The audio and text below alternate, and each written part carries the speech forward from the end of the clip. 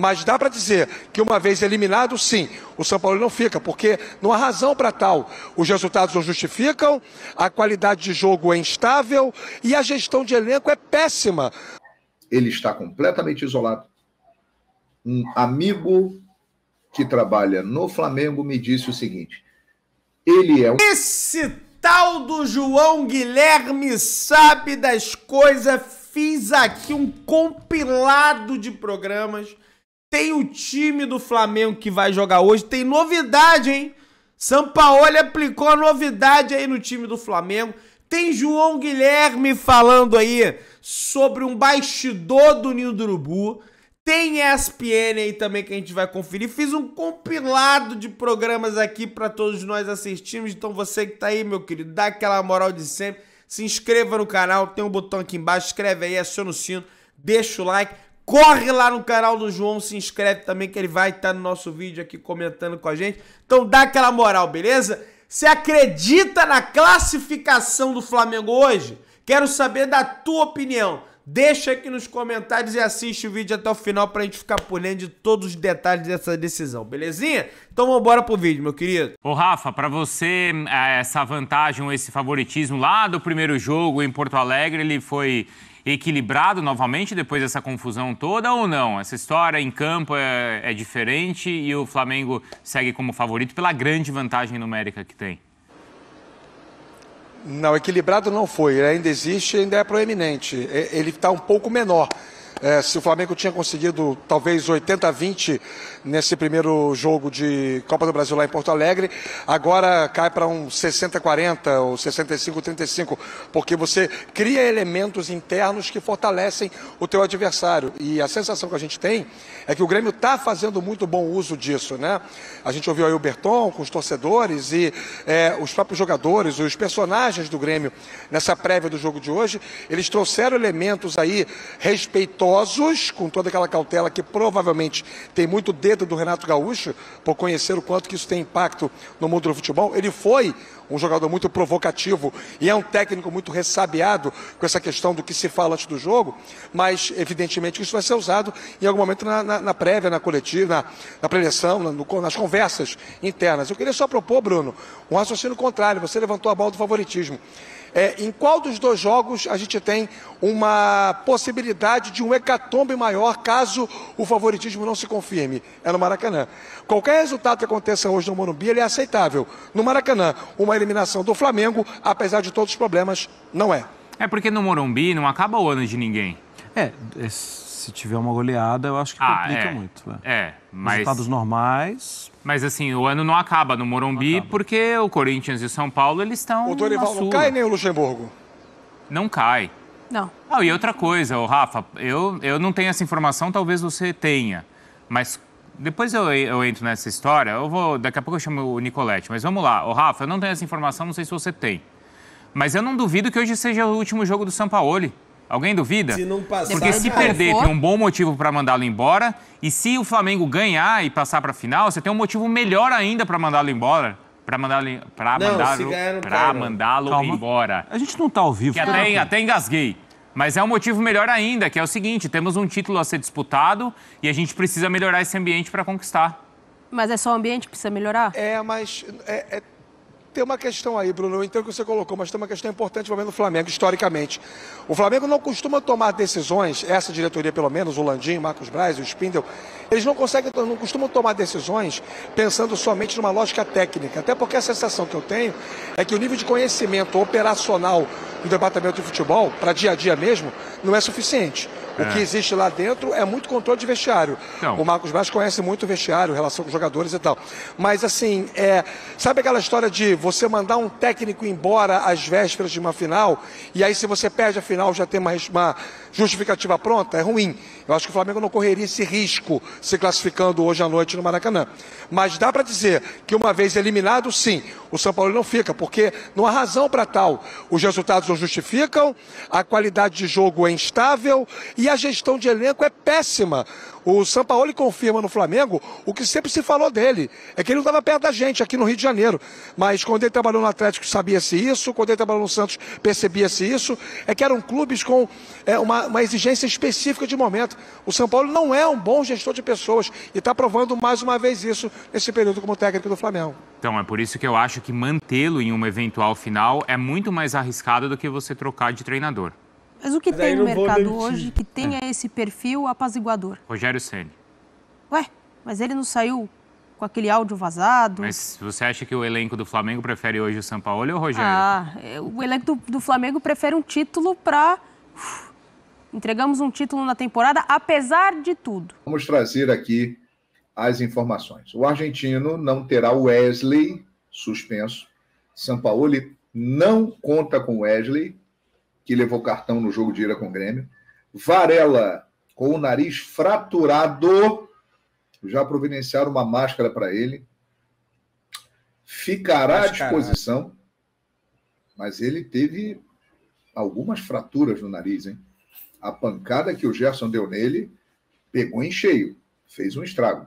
Ele teve várias fraturas no nariz, o olho também um pouco inchado, mas mesmo assim o uruguaio quer jogar e ele ficará à disposição. Ele está disputando vaga com o Mateuzinho, que não joga desde o dia 14 de março. Não está 100%. Então essa lateral direita do Flamengo aí virou um problema, hein, minha gente? Sem Davi Luiz, Léo Pereira forma dupla de zaga com Fabrício Bruno. Então, provável Flamengo terá Matheus Cunha, Mateuzinho ou Varela.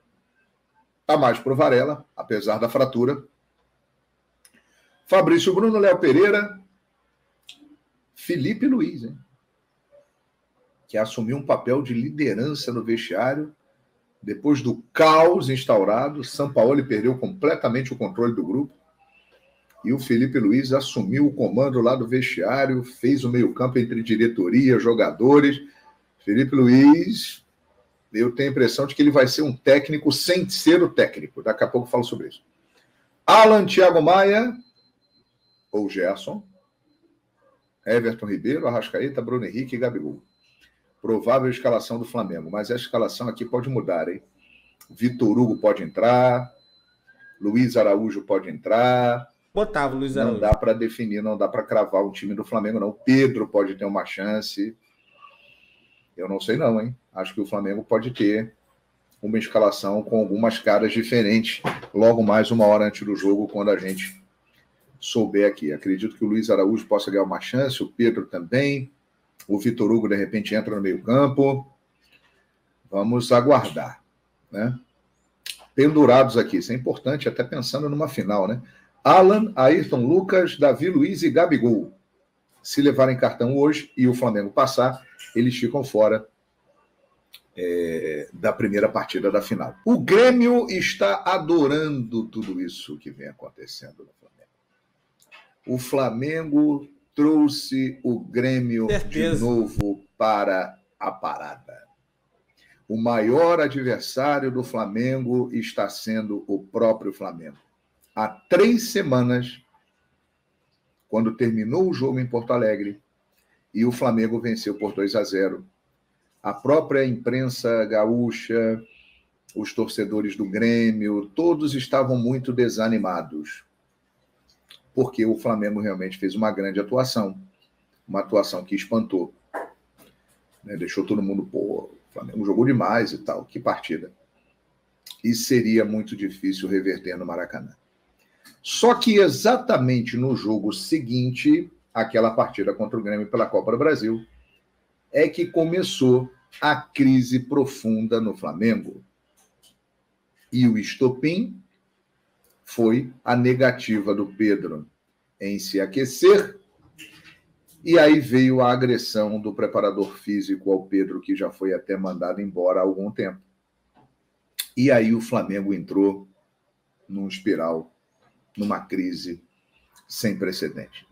E ontem, no meio disso tudo, veio derrota para o Cuiabá, eliminação da Libertadores da América contra o Olímpia, com uma postura bem... Soco do preparador. Indiscutível, o time apático, empate com o São Paulo no finalzinho, o São Paulo ia vencer o jogo. Protesto da torcida. E aí, ontem, a cereja no bolo. Gerson e Varela saíram na porrada no treinamento. É isso. Começou no campo, numa falta que o Gerson fez, o Varela não gostou. Aí eles foram para o vestiário, aí o Varela foi tirar satisfação com o Gerson disse que eu não estava falando com ele. Aí o Varela foi tentar agredir o Gerson e se deu mal. O Gerson esquivou e deu.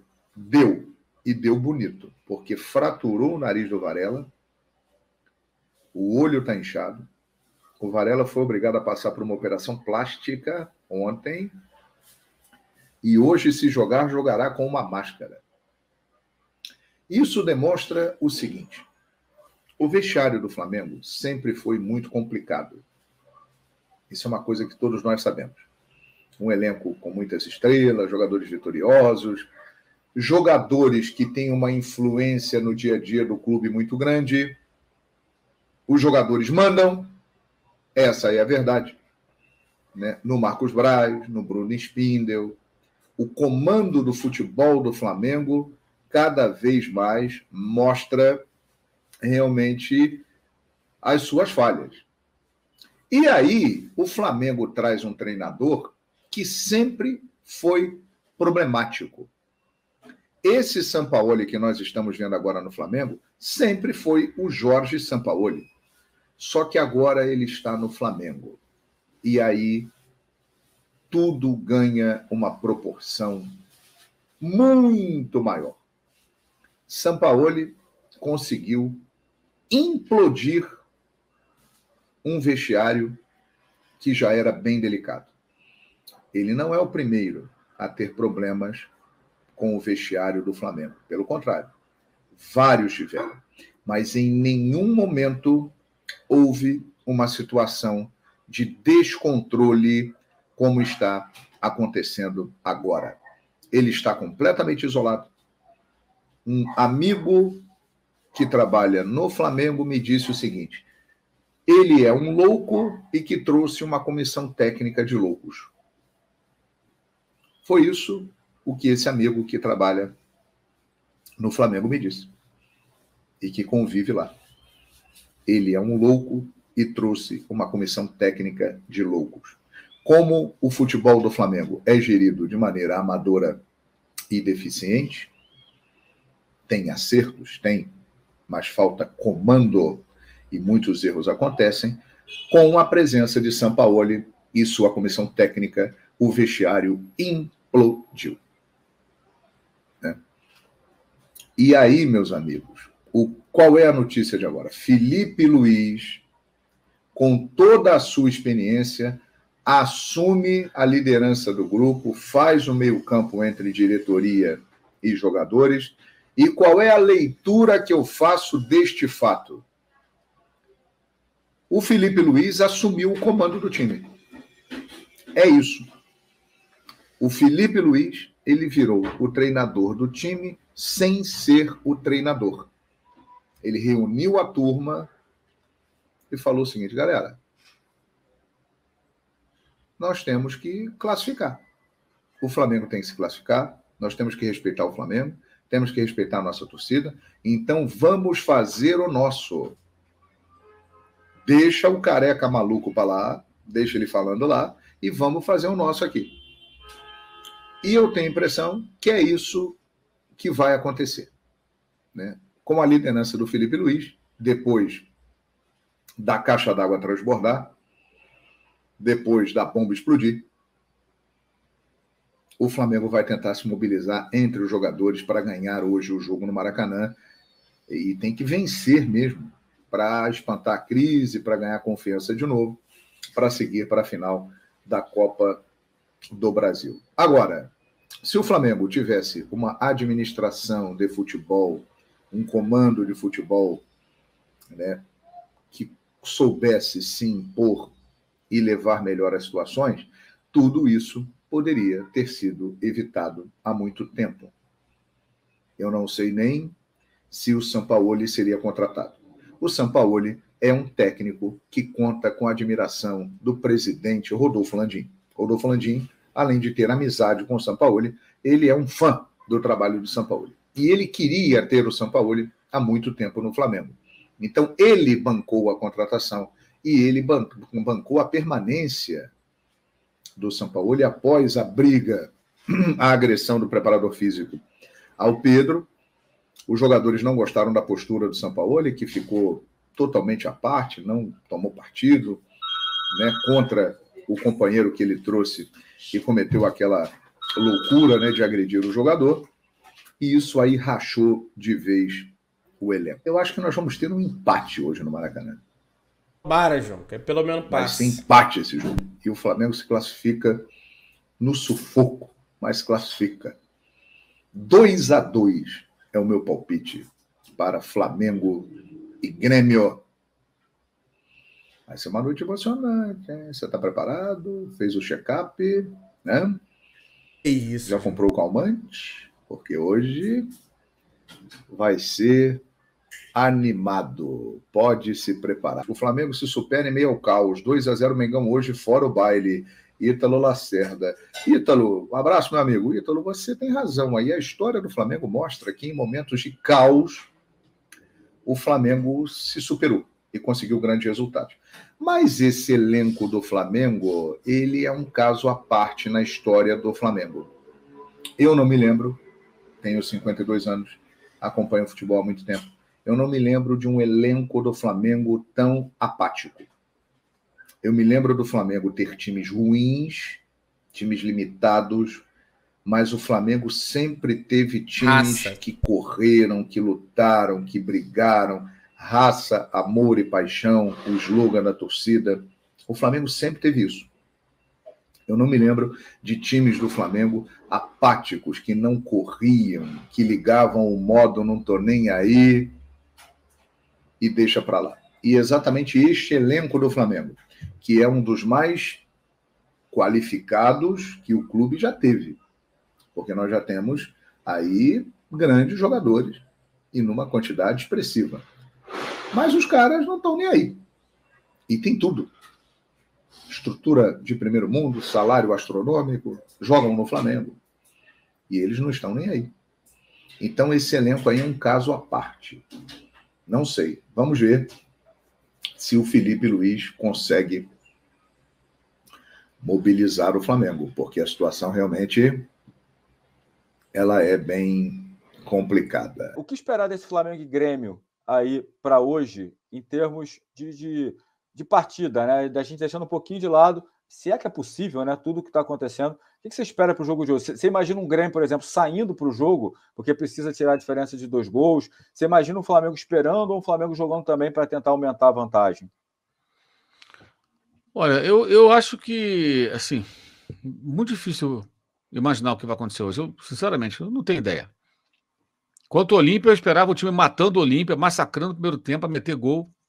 Foi um time como até acomodado. Pareceu no começo, né? O começo do gol do Bruno Henrique até parecia. Não, isso no segundo tempo. Né? Sim. O gol do segundo tempo. No primeiro tempo foi o marasmo. O segundo fez um gol, mas depois se acomodou com o gol. Você tá falando do Maracanã, do jogo do Maracanã. Do Maracanã. Ah, tá. Pensei que fosse o jogo de lado. Não, Maracanã. O Flamengo, primeiro tempo tímido, segundo tempo faz um gol, aí também se acomoda. Depois de tudo que aconteceu, eu sinceramente não tenho a menor ideia do que vai acontecer. Eu acho que o Grêmio eu sei.